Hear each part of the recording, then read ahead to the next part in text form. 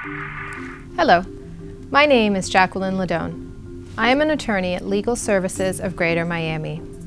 In this video, I will provide you with an overview of the eviction process.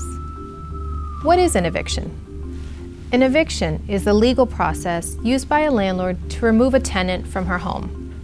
Florida law establishes the process for how a landlord can evict a tenant. The landlord must follow these laws. For evictions, the courts use a process called summary procedure, which means that evictions can move very quickly. Most evictions are for non-payment of rent.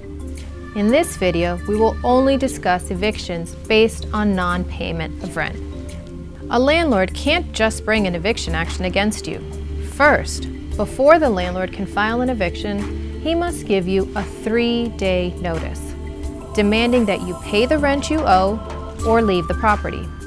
A 3-day notice generally looks like this.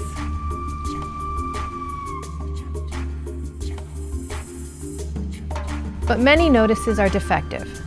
Remember, the landlord should only demand rent in the 3-day notice. The landlord cannot demand late fees or other costs unless the lease defines them as rent.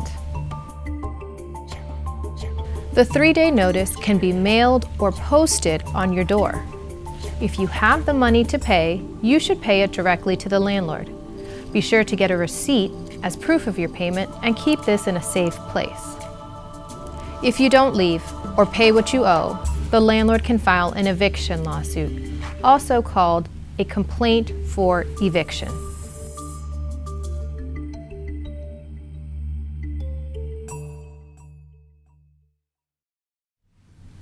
A complaint for eviction is when the court case begins.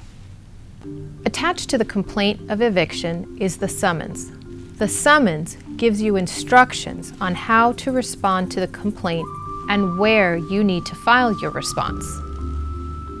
The landlord is required to serve you with the summons and complaint.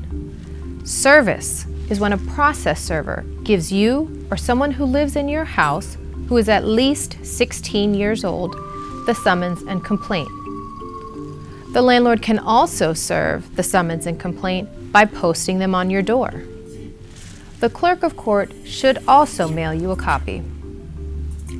You will have 5 business days after receiving the summons and eviction complaint to file a response with the court.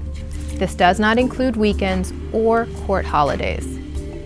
In your answer, you should explain why you should not be evicted. Before you file your answer, you should read your lease agreement, particularly the part about evictions.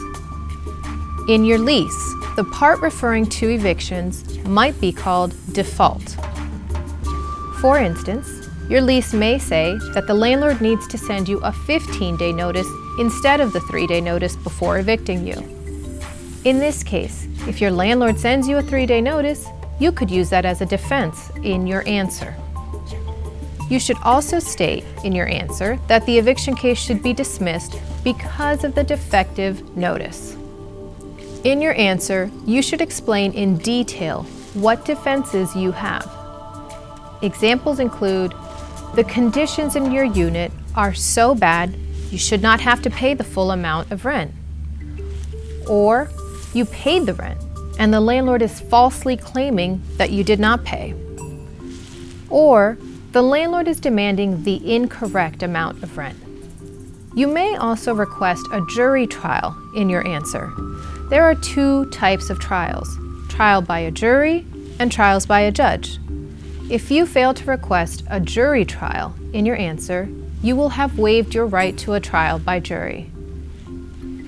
If there is rent owing, you are required to pay it to the court at the same time you file your answer.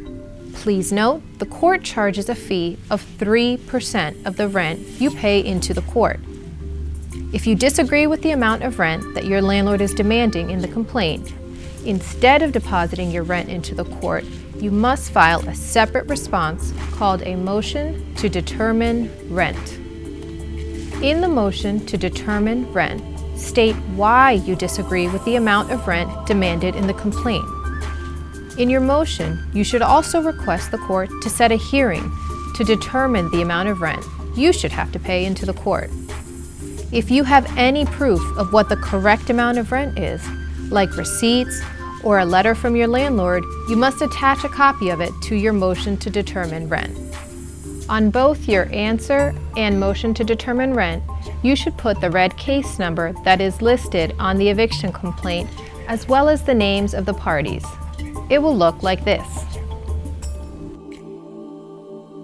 Remember, as the case goes along, you are required to pay your rent into the court every month when it is due.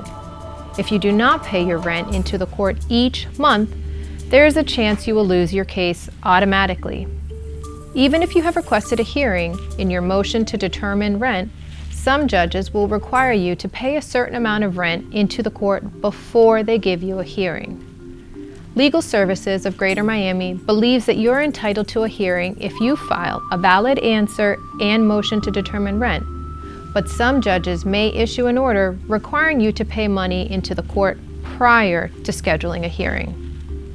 If you fail to pay the money by the deadline given by the judge, a default final judgment may be entered, which means you automatically lose the case and you will be evicted. If you fail to respond to the eviction complaint, the judge will most likely enter a final judgment for eviction against you.